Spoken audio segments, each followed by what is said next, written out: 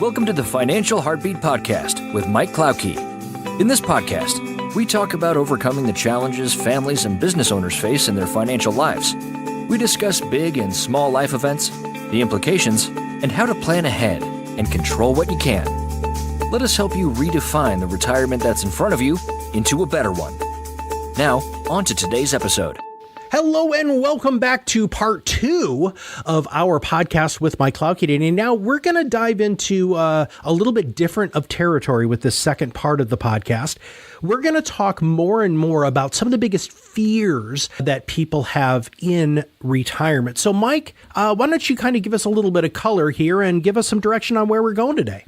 Well, yeah, it's interesting because when I sit down with people, Matt, I sit down with people on a weekly basis. In fact, I just got done with an appointment a little while ago where I have a business owner that is talking about retiring, but he's going to do it half time, which is really cool. He's hired a salesperson now to be in his business, and they're going to actually allow him to step back, so he's going to do less selling.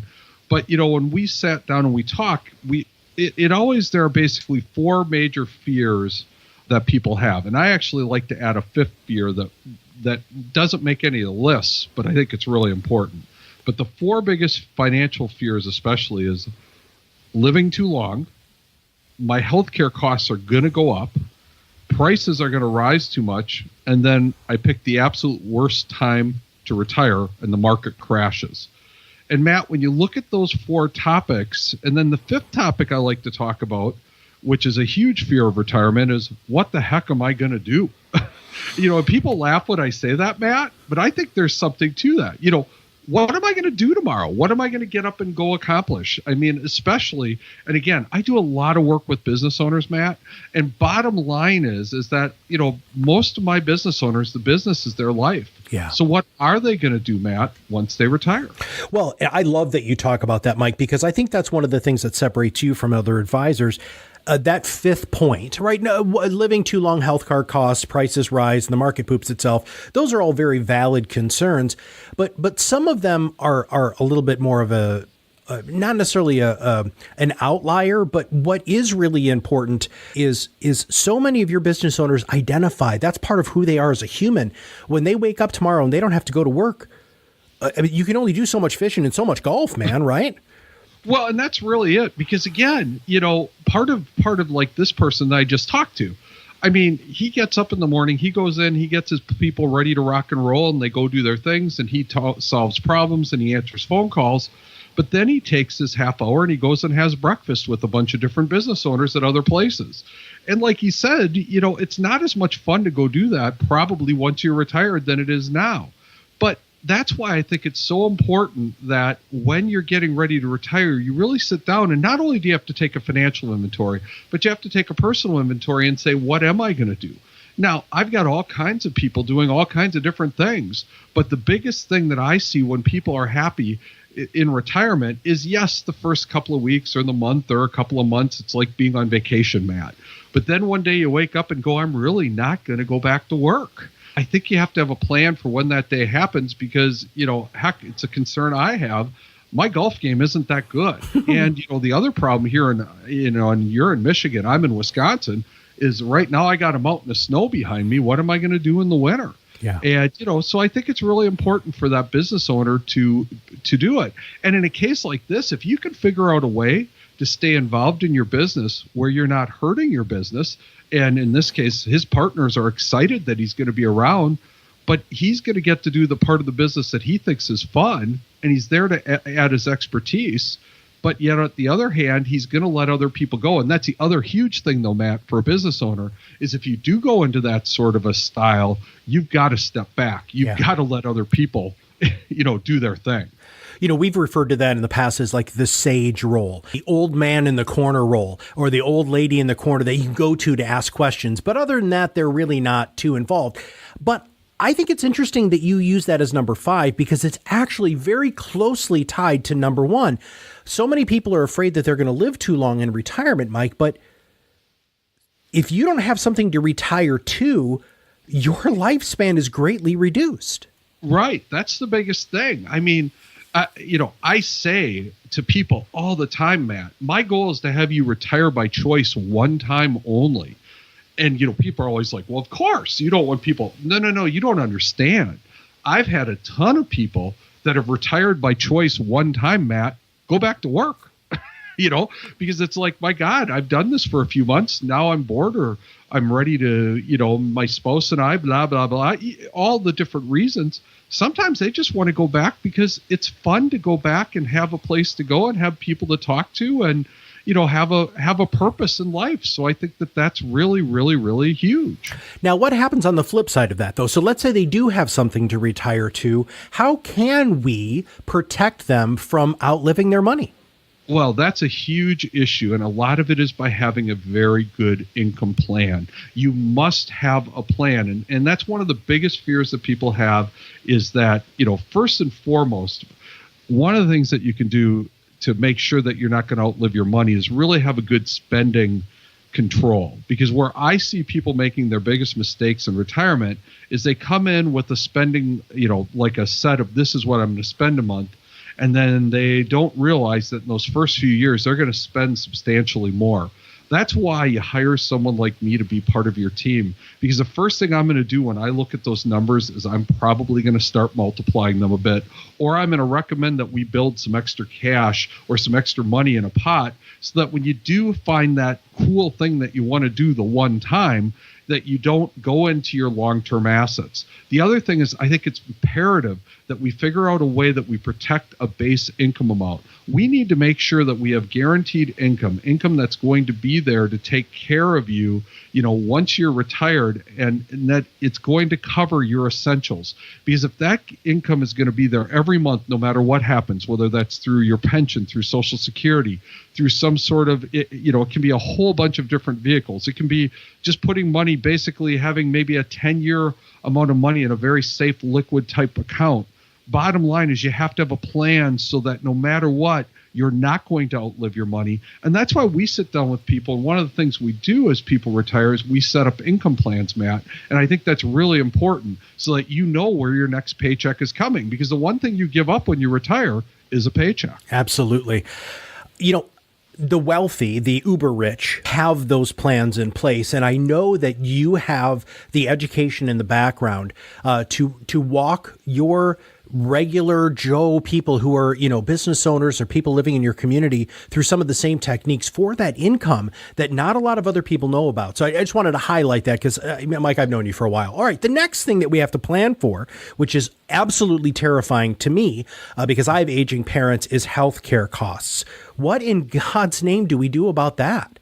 Well, again, there's not a ton that you can do other than you have to be diligent every year. Now, the biggest thing you have to understand is that if you're going to retire before age 65, where you can get on Medicare, that you really have to have a lot of money put away to take care of those healthcare costs.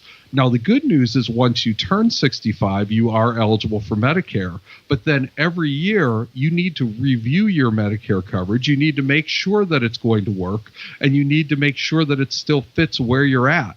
And, having that will help sort of offset those healthcare costs.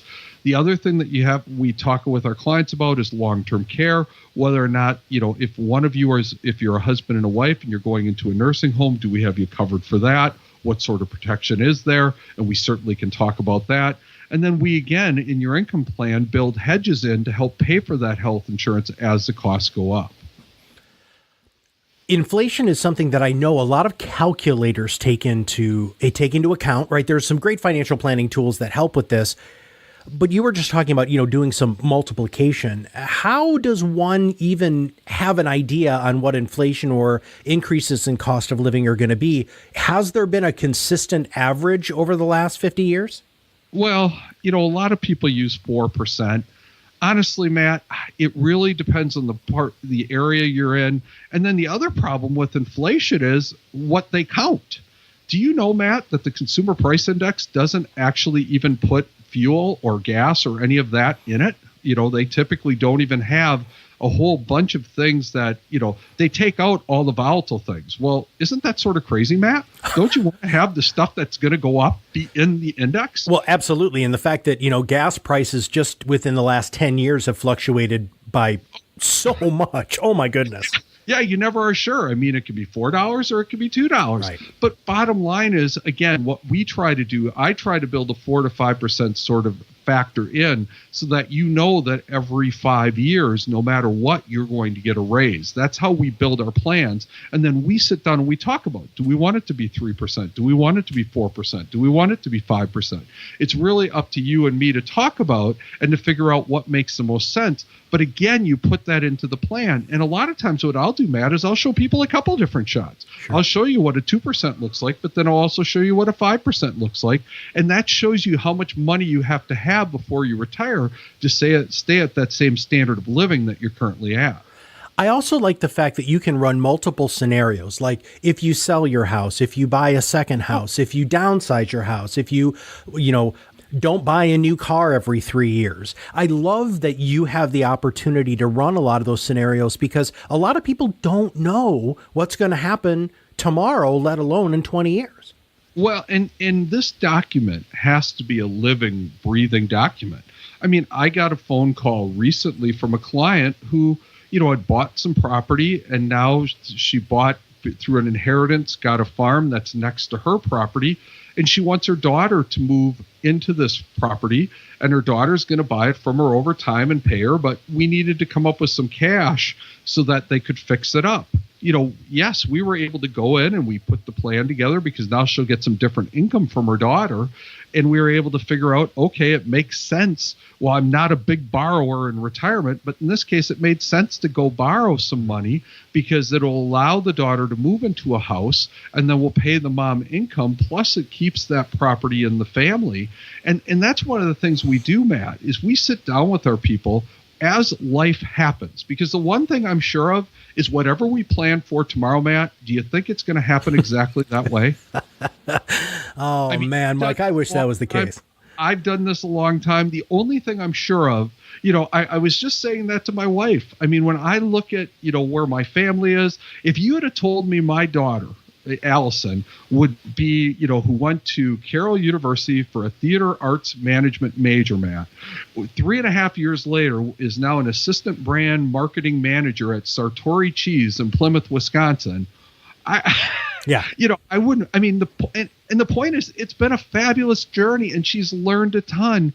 But we don't know. The one thing I'm sure about life is I don't know where it's going. Yeah.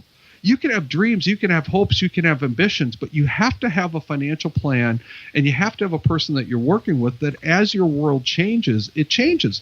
The plan has to change. But I think you also need to have an advisor that there's times I'm going to say, we can do that, but understand by doing this, the live too long now comes into play. Right. Because I think you hire me to be very direct and very honest so that 3 years out, if all of a sudden you're saying, geez, I need $2,000 more a month because I bought this, that's going to have an effect on your plan. And I think you have to have that honest conversation with your clients.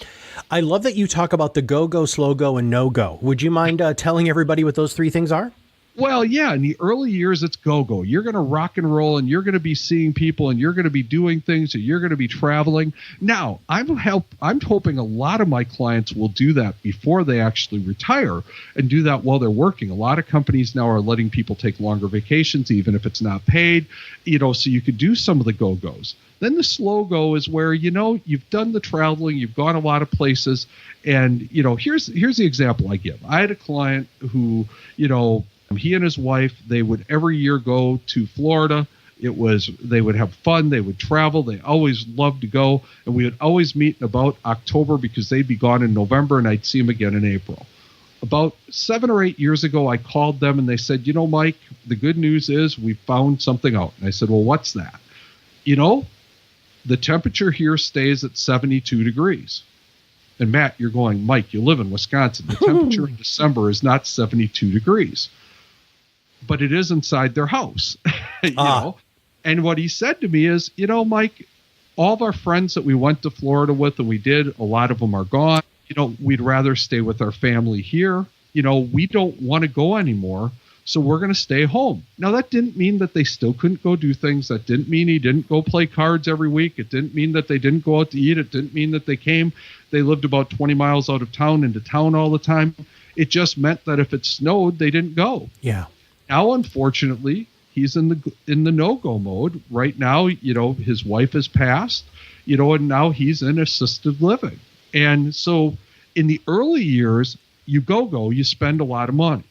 In the middle years is sort of the slow go, where you don't typically spend as much. And then the no-go time is where you actually spend a lot of money, because then you're typically in some sort of a system, like assisted living, where he's spending about $4,000 a month. And again, the plan has to work to make all of that work. Let's talk more about the cash flow aspects and debt. Help us understand how those play a part in having a successful retirement. Well, the first thing I tell everybody, that I've done this for 30 plus years. One of the things I've seen, especially with my clients, and my clients are in general regular everyday workers, is if you can go into retirement with as little debt as possible, that's spectacular. I mean, that's exactly what you want to do, is have as little debt as possible. Because think about, if you've got that mortgage payment that you're paying $1,000 or $1,500 a month every month, and then that goes away, that really helps your cash flow. Because, if you're paying $1,000 in a mortgage, you probably have to make about $1,500 by the time you pay taxes to do that. So if you can be as close to debt-free as you can when you retire, that's huge. Now, that doesn't mean you may not have a car loan, or may not have a little loan here or there, or you might have to use a line of credit once in a while. But if you can not have a big debt, that's really going to help, because if you've got those bills paid for, obviously you need a lot less money to live on. And then what we do is we just build a plan, which I think is, I love the income, the software that we have. And we build a whole bunch of buckets with different expectations and different plans. But what I like about it is, like, in the first 10 years, Matt, for me to hit my numbers, I need to earn, 2% or less. Bottom line is, we are very, very, very conservative, which I think is important.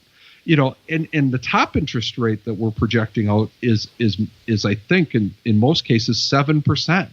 And that's over like a 25-year period.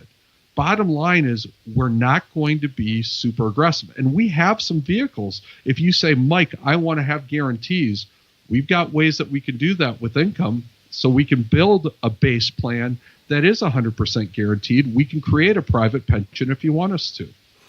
Now, do you have conversations with people who are really looking to exponentially decrease their expenses and maybe leave the country or go to, move in with their children? Help us understand some of the other auxiliary things that you talk about when it comes to a successful retirement. Well, I've had a couple of clients talk about leaving the country, but most people in Wisconsin consider leaving the country like going to Minnesota. But bottom line is, that isn't really I've certainly worked with people in that scenario, but that's not something I run across all the time. I have lately, though, been having a whole bunch of my clients either moving closer to grandkids or moving in. I have one client that their son-in-law actually built or bought a property and remodeled it, and actually their parents are renting it from them. They live about 20 miles away from them. And basically the son-in-law, because both he and his daughter are professionals, and I mean the daughter was a part of this. I mean, they talk about the son-in-law doing it. But bottom line is, they wanted them to be closer. And they said, why do you want to own a piece of property anymore? Why don't you just sell your home, move up here, rent from us? We can use it from a tax standpoint. And it really worked well for everybody. I was a part of it. I worked with the other folks' financial advisor there. I mean, my clients worked with me, and we put together a heck of a plan that worked really well for everybody. And it was really cool. And my clients are ecstatic, because now grandma is about 20 minutes away from grandkids. And the clients are ecstatic because, one of the toughest things, and my wife and I growing up not having family nearby, is, what do you do, Matt? And you've got little ones or had little ones, when all of a sudden it's 2 a.m. and it's like, oh my God, who's going to take care of our kids because they're sick? Yeah, mine are much like yours. They're definitely not as little anymore, but oh my goodness, do I remember that. And we were in the same situation where we weren't close to family, and it would have been just great to have grandparents nearby. All right, to wrap up today's podcast, what are some of the, just kind of wrap this all up in a great bow for us? Well, I mean, So what can you do to have a more successful financial retirement? Set realistic spending limits. I think that's huge. Have a well-defined income plan for your buckets. This is a big one. Do not get hijacked by other people. And I bet you, Matt, you're going, what does that mean? Elaborate on that. All of a sudden, somebody calls up and has a great idea of how you should lend them money or how you should give them money. Or, I'm all about helping your kids or helping your relatives, but you can't do that at the expense of your own income. So don't allow yourself to be hijacked. And then really make sure you understand how you're going to be spending your money, especially early on, because it will be more than you think it's going to be. And that's why I think it's so important to sit down to help create a plan. And what we do, again, I love to work with people 3, 4, 5 years before retirement, so you can get used to us and we can get used to you, so we can get your assets put in a good place and we can build this plan with some experience over time so we really get to know each other, which I think is just a great way to go. Mike, thank you very, very much for walking us through this today. I thought this was fantastic. Any other closing thoughts before we wrap up today? Well, just give us a call at 782-1642. We'd love to sit down. We never charge for an initial visit. We will go over exactly how we work. We'll talk to you about what the costs, what the fees are, but we're going to also give you a whole bunch of great ideas, and we really want to be your financial coach. That's what we're good at. That's what we do, and we'd love to be part of your financial team. If you have not subscribed to the podcast, make sure you click that subscribe now button below. That way, every time Mike comes out with a new podcast, it'll show up directly on your listening device. And if you know somebody who could use this information, it's very, very easy to just click the share button and send this as an email, say you share it on Facebook or any other social media, or even in a text message. So for everybody at Klauke Investments, this is Matt Halloran, and we'll see you on the other side of the mic very soon. Thank you for listening to the Financial Heartbeat Podcast with Mike Klauke. Click the subscribe button below to be notified when new episodes become available. If you have questions for Mike, please call him at 608-782-1642. Visit his website at www.klaukefinancial.com or stop in for a visit at 635 2nd Avenue South, Onalaska, Wisconsin, 54650. Securities offered through Securities America Inc., member FINRA SIPC. Advisory services offered through Securities America Advisors Inc. Klauke Investments and Insurance does not give legal or tax advice. Klauke Investments and Insurance and Securities America Inc. are separate entities.